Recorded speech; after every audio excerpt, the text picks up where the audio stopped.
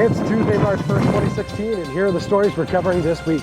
Raspberry Pi is officially the best-selling computer in the UK. And the internet is abuzz over the Google for Kids search engine, but we're going to let you know why you might want to think twice before you start using it. And the Linux Mint attack that we talked about last week may be worse than we initially thought when the forum information was stolen and sold online. Also, the executive director for the Wikimedia Foundation has resigned after stating that the group will not be building or consider building a search engine. And Microsoft plans to ship their augmented reality device later this month. We've got all the details for you coming up in just a minute, so stick around. Hi, I'm Robbie Ferguson, and I love being a Vimeo Pro member. As a web broadcaster, I need an affordable video hosting platform that's as flexible as me.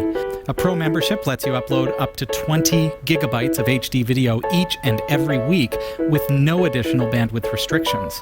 That means if you produce a show that uses even up to 20 gigabytes of storage, your limit resets itself the following week, so you can do another 20 gigabytes. And keep doing that week after week. Now, Category 5 with all of our shows use roughly 10 gigabytes per week. From there, Vimeo automatically generates all the files that you need to provision your RSS feeds, Roku channel, website media player, or even video downloads in multiple bit rates, with no limits on your bandwidth usage or how many people can access your files. What's best? The price is astonishingly affordable. And for a limited time, friends of the Category 5.tv network will receive a whopping 25% off the annual price. All you have to do is go through our link, cat5.tv/Vimeo, and sign up today for your 25% discount. To top it off, you get 30 days to try it risk-free. If you're not happy with Vimeo Pro, you pay nothing. The deal is only for a very limited time. Go to cat5.tv/Vimeo. I'm Jeff Weston, and here are the top stories from the Category 5.tv newsroom. With more than 8 million units being sold in just under 4 years, the Raspberry Pi microcomputer is officially the UK's best-selling computer. The Raspberry Pi isn't much to look at. It consists of a credit card-sized processing board that plugs into a computer monitor or TV. However, its humble design hasn't stopped it from becoming the best-selling computer in the UK, just 4 years since its launch. The Cambridge-based firm has announced it's sold 8 million units since 2012. It beats the previous record held by Amstrad PCW, which is said to have sold a total of 8 million units from its release date in 1985 to when it was discontinued in 2008. To celebrate, Raspberry has unveiled the immediate availability of its latest version of the simple computer, the Raspberry Pi 3. Check it out, here's what it comes with.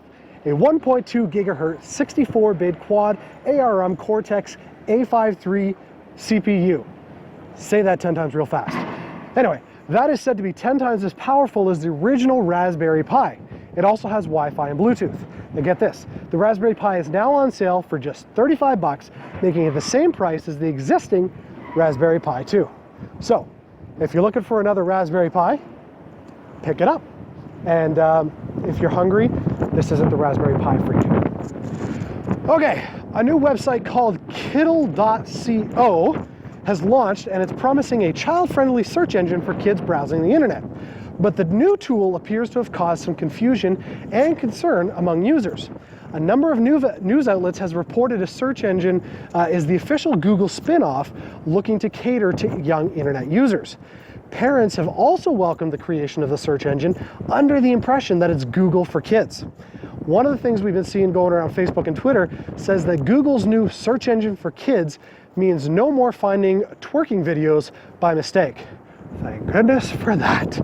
It's really painful videos to watch. But the website has no association with Google. It uses Google custom search bar embedded within the website, which serves Google's safe search results, and lines the website's owners' pockets as they generate revenue from the ads displayed. A number of users have reported their discoveries while using the site. One Twitter user posted a screenshot of a simple search for rabbit, where the second result is a vile news story involving a cruelty act towards a rabbit. Not so kid safe. Anyone who's set up with Google's AdSense program can create Kittl-like search page and generate revenue. What's important to note in this case is that while they don't directly make the claim, Kittl does indeed present itself as a Google for Kids, complete with familiar Google logo colors. It's a deceptive strategy, and that's why we don't recommend Kittl. Stick with the Google Safe Search, or perhaps consider using a parental filter at the DNS level, such as an OpenDNS. But the best protection for your kids is to educate them about a safe internet usage. If you haven't done that, it really is your responsibility. Okay, after last week's news regarding the malicious iOS, the Linux Mint, wow, took to the blogs again to notify users of the forums that they'd been compromised also. Data leaked in the attack includes avatars, dates of birth, email addresses, geographic location, IP addresses, passwords, the encrypted but potentially crackable via brute force attacks, time zones, website activity. Unfortunately, these details have appeared online for sale. Regarding the forum attacks, users should change their passwords on other sites where the same password has been used. And Clem Lefebvre, founder of Mint, recommends that users should change their email password first, and then passwords should be the same, and any passwords that are the same for different websites. Okay, going on to Wikimedia. The executive director of Wikimedia Foundation, which runs Wikipedia, has resigned after denying the group is considering building a search engine. Lila Tretikov wrote in an email that it was time for her to move on. A leaked memo suggested the foundation was looking at creating a commerce-free search engine and had set up the volunteer Wikimedia community. Many were angry that it had not been discussed first, as transparency is the key to the ethos of the organization. In September 2015, Wikimedia was awarded a $250,000 grant from a trust called the Knight Foundation for work to advance new models of finding information by supporting Stage 1 development of the Knowledge Engine by Wikipedia, a system for discovering reliable and trustworthy public information on the internet. The project summary at the end of the document, although his author is unclear, states that the knowledgeable engine will be the world's first transparent search engine and the first one originated by the Wikimedia Foundation. Wikimedia claims that a search engine is the intended outcome. Moving on to Microsoft. Microsoft plans to ship their augmented reality device later this month. Anybody who's a fan of that? Get ready, we got information for you. They say that they'll start shipping a developer version of HoloLens on March 30th. That's around the same time that Facebook's Oculus will begin shipping the customer version of its Rift virtual reality headset. Now, HoloLens differs, however, in that it makes the viewers see three-dimensional objects in the real world rather than blocking out the real and replacing it with a 360 directional fictional universe.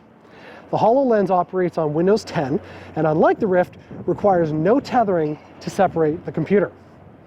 It uses a custom-built chip designed on an Intel platform, and it'll let users record high-definition video that recreates a mix of holographs overlaid on the real world that should be shared with people without the device.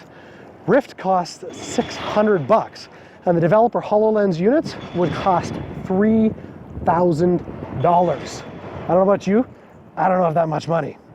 Big thanks this week to Roy W. Nash, SR Wenches, and our community of viewers for submitting stories to us. If you found a news story that you'd like to send, email it to newsroom@category5.tv. For all your tech news with a slight Linux bias, visit the category5.tv newsroom at newsroom.category5.tv. For the category5.tv newsroom on the road, I'm Jeff Weston.